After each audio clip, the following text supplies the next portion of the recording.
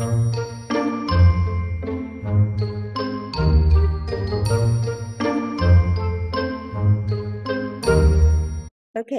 so now we're going to talk about the midpoint rule.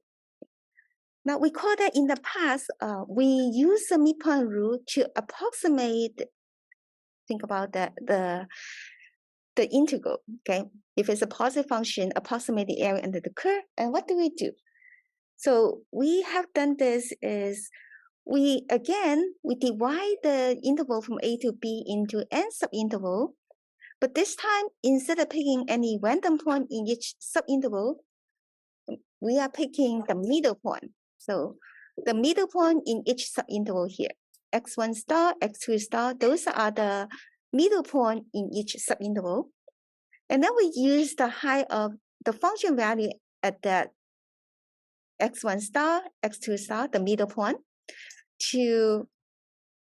as a height for each rectangle, and then multiply by the width for each subinterval, which is delta x. And the sum of all those rectangles, we sum them up and we let n go to infinity. Then the limit of that Riemann sum is approaching to the integral, right? The area under the curve, okay? So that was for single integral. That was the case for single integral. Now we're going to talk about the midpoint rule for double integral. Idea will be very similar. This time, instead of picking the midpoint, okay, this time it's going to be on the xy plane. So the midpoint will be like this, okay? So we divide this rectangle into sub-rectangle. The middle point will be right in the middle, okay? You see what I see, okay? So that's the middle point.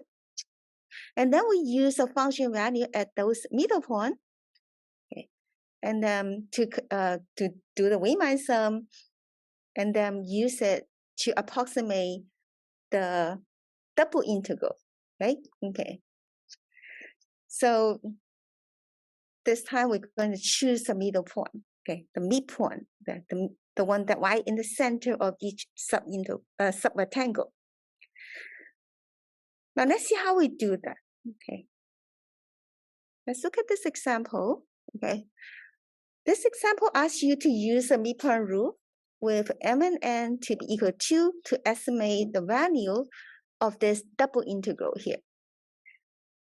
As you see that, I'm going to put this picture up here, maybe. Okay, so here's what we did, okay?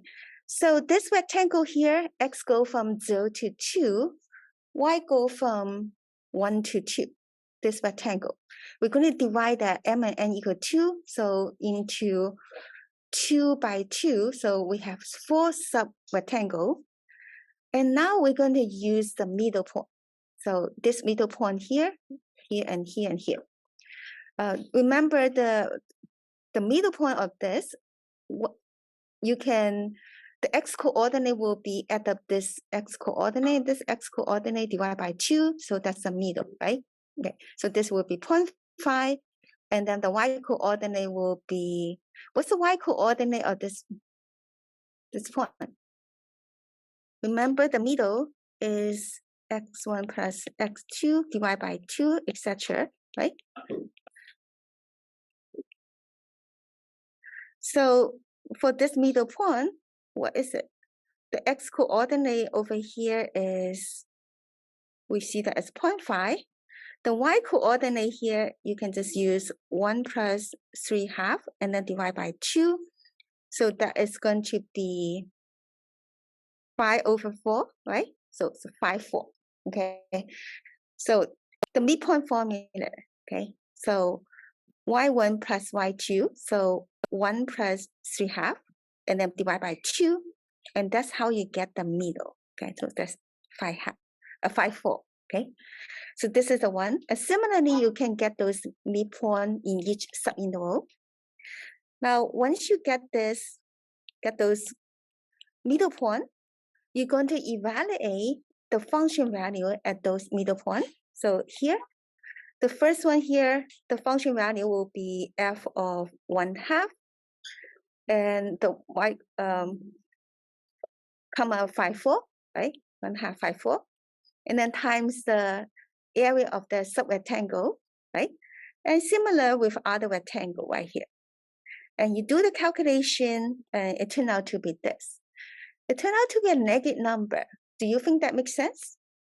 Can you have a double integral to be a negative number?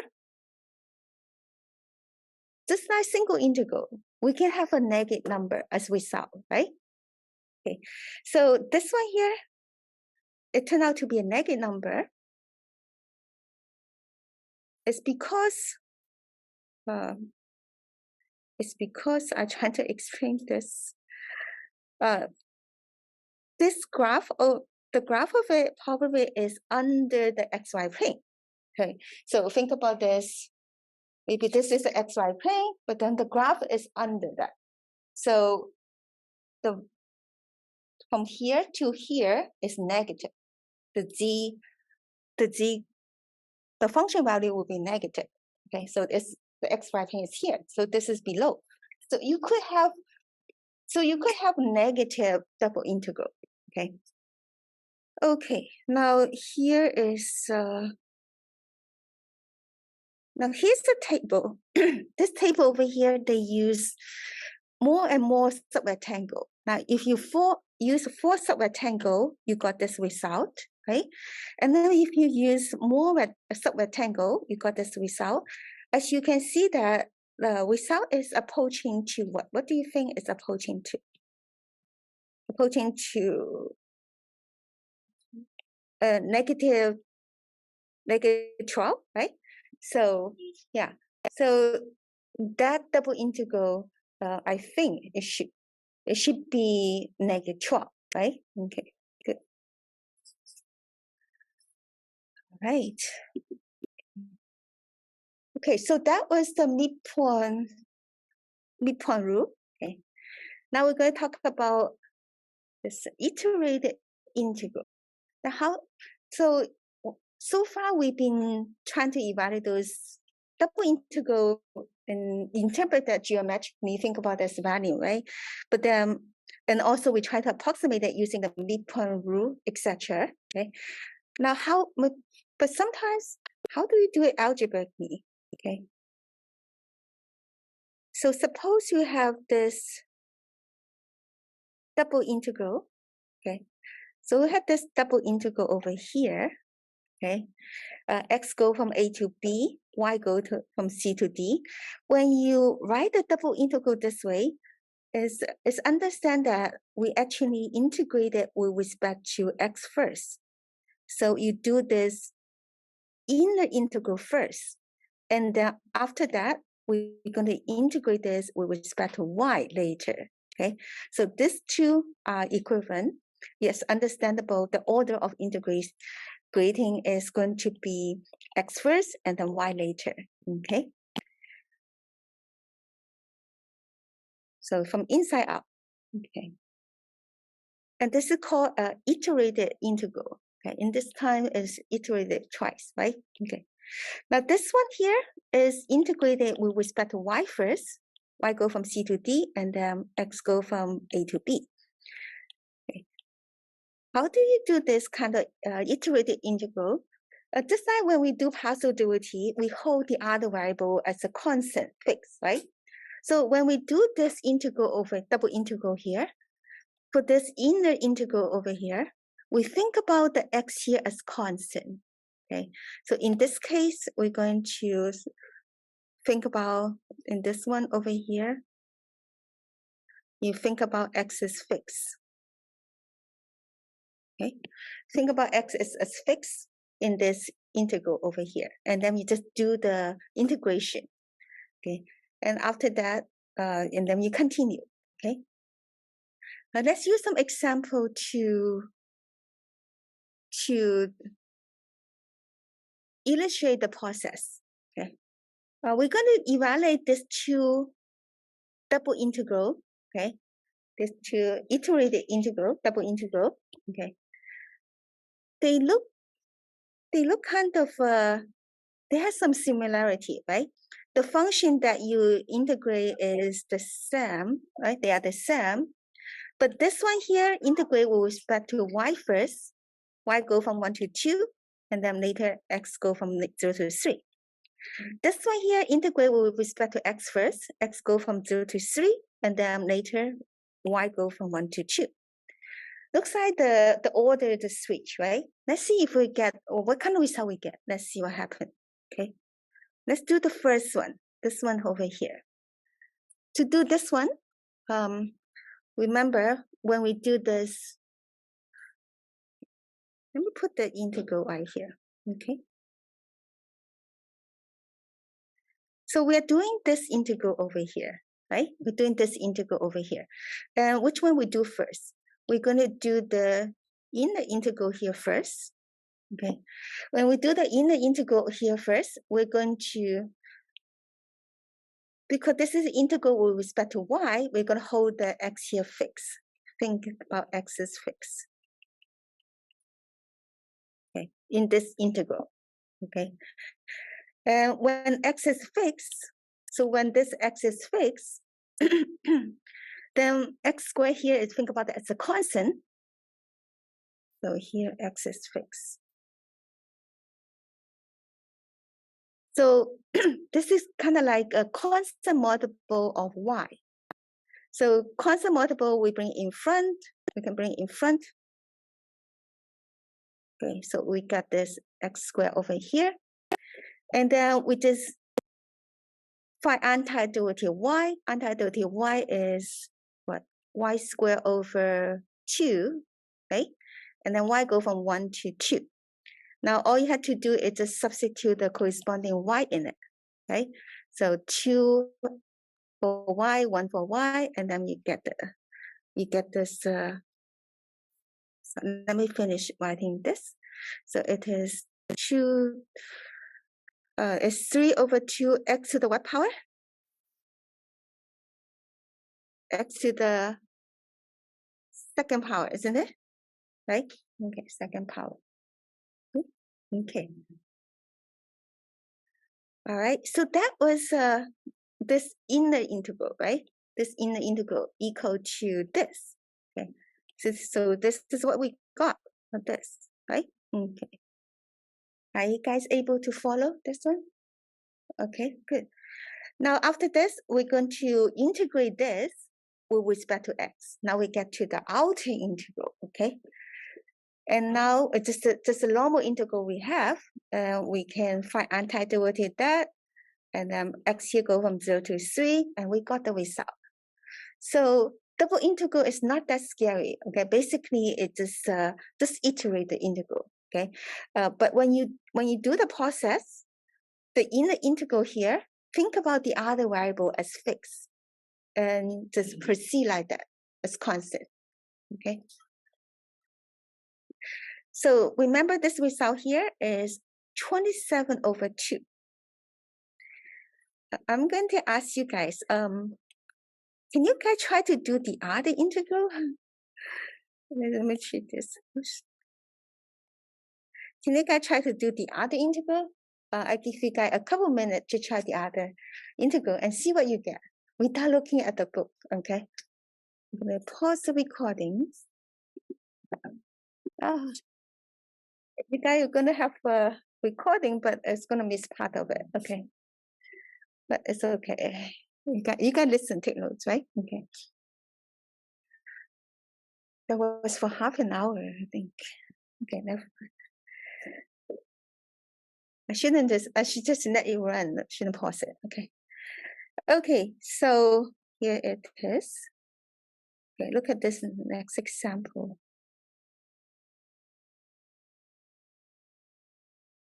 Okay, in this example, ask someone to read this. Okay, someone read this. Who? Right, look like a Benjamin is trying to. Okay, go. Find the volume of the solid S that is bounded by the elliptic paraboloid x squared plus 2y squared plus z equals 16. The planes z equals 2 and y equals 2 and the 3 coordinate planes. Okay, very good. A picture is better than 1,000 words. Okay. Let's try to look at the picture. So what is the surface right here? So this is the surface right here. And then x equal to 2. X equal to 2 is, okay, this is x-axis. X equal to 2 is this one. So x equal to 2 is this surface. And then y equal to 2 is this surface.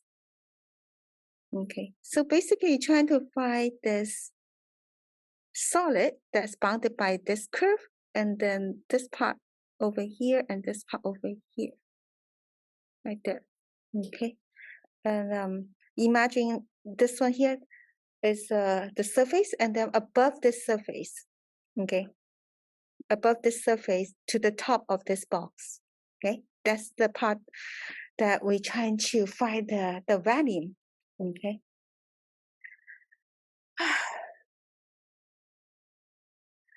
Okay. So the first observation here is that we notice that this surface here, wait, hold on. Above or below? Wait, hold on. It's above or below? Find the value bounded by this, and the 3 coordinate plane, or and the 3 coordinate plane. So it's that. Okay, coordinate plane like this, or it's actually going to be under the surface right here. Okay, under the surface. So this is the surface, and the solid under the surface. Okay, think about that's the umbrella under that one. Okay, and above this square, the square here from 0 to 2, 0 to 2. Okay, all right. How do we do this? Okay, so the first thing we do here is we will write down the function that, well, we need a function, right? So this is the equation for that surface. We need to first express this. We need to first express this as a function of x and y, right? Okay, so which is the z coordinate, right? So you need to solve for z. So from here, z is equal to what? 16 subtracting x squared minus 2y squared. Okay, so you get the function, get that, right? Okay. And then you're going to integrate this function over the rectangle. Okay. So sometimes that function of x and y will be stated in this equation. So you need to isolate the z so that you can express the z as a function of x and y. Okay, so that's the first thing to do. So express z as a function of x and y.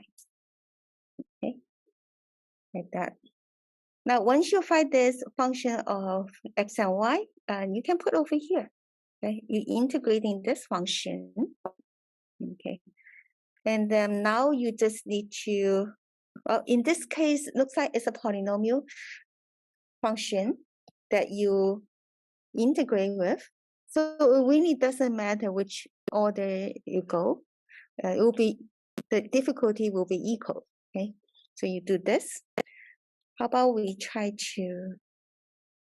just try to do it one step, okay? Okay. So x over here go from 0 to 2, y also go from 0 to 2. So we set up the integral over here. Let's do the inner integral first. In this inner integral, we're going to regard which one as a constant.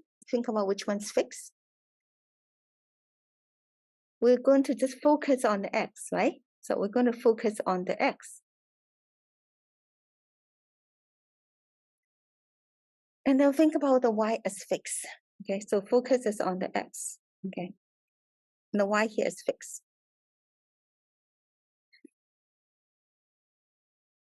Think of y as a constant. It's like a constant. Okay. Let's practice on this. What's the anti-duality of 16 with respect to x? Yeah, 16x, you got it. 16x. Okay. Anti-duality of negative x squared, negative x to the third, how you, okay, over 3, right? Okay. Now, this one here is like a constant. What will be a constant when you take anti-duality with respect to x? That will be just that constant times x, right? So that will be what?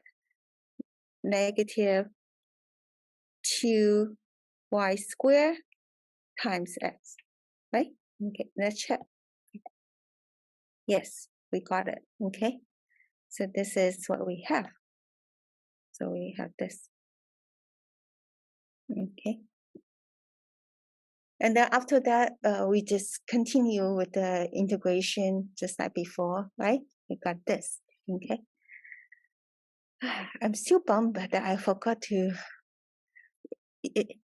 record the part of it. But anyway. Okay, now. So you got this.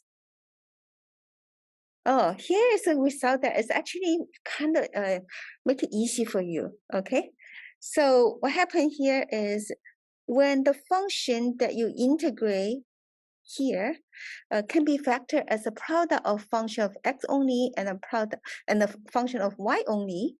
Okay, for example, this one here, this is a function of x only, right? And then this one over here is a function of y only.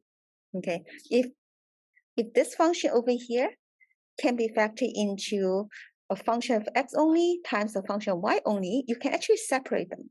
Okay, you can actually, the result here will be equal to the integral. Okay, guess what I should put here. So it will be the x first. Okay, a to b g of x dx times the integral of c to d h of y dy. So you can actually separate them this way. Isn't that cool? Okay.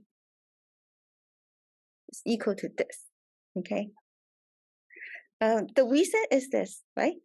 This one over here, when you find anti-duality of this inner function, this inner integral, right? When you try to evaluate the inner integral, anti-duality this when you regard the x here as the only variable, the y here fixed, then the hy over here is, you can put it in front, okay, in front. And let me explain the process. Okay, so that's equal to c to d. And then you can put the hy here in front of the integral. Integral of a to b g of x and then dy. Now, when you do that, looking at this integral over here, this outer integral is with respect to y. Therefore, what happened here is this has only x involved. There's no y there. So it's kind of like a constant. You can bring it in front. So you can bring it in front, and that is going to become this one over here. That one over there. Okay. So when a function can be factored into the product of a function of x only and y only, you can integrate this function with respect to x, and then times the integral of this function, this h of y with respect to y. Okay, so you can separate them this way, and that will make the integration a little bit simpler. Okay, maybe we should use some example. Do we have an example? Okay, two single integral. Oh, it's right here. This is actually what we have here. Okay, so this is the one, and then you have the other one, and this one. Separate them this way. Okay. Okay. Okay, let's try this one. All right. So take a look at this function that we integrate with. Okay. Let's double integral over here. Okay. Is this one here a product of a function of x only and a product of y only, isn't it? Right? This one here is product of this is a function of x only, right? And what happened to the other function? This one over here is a function of g only. Now, and we're integrating over a rectangle. Then according to what we have before, we can have a shortcut, right? What should I put here? That will be the integral of what? Let's put it on the side. So let's put it on the side. So that will be integral of sine x dx. X go from where to where? 0 to pi over 2, okay? And then multiply by the integral. What integral I should put here? Cosine of y dy. Oh, hold on. I'll put a dx here. A dy. And y go from also 0 to pi over 2, that rectangle. So you can do it that way. So when this function here is a product of a function only and a product and also a function of y only, you can separate this way. Okay. Okay, good. All right, so that is going to be a little bit helpful. A lot of time make easier. Okay. Now here's a picture. Here's a picture of this function, sine x times cosine x, right here. Okay. This function over here is positive on that region, 0 to pi over 2, 0 to pi over 2. So the integral represents the volume of the solid that lie above this region R and below the graph of this function, below this surface. So that's the value of this solid below the surface above the R. Okay. All right. So I think that concludes today's lesson.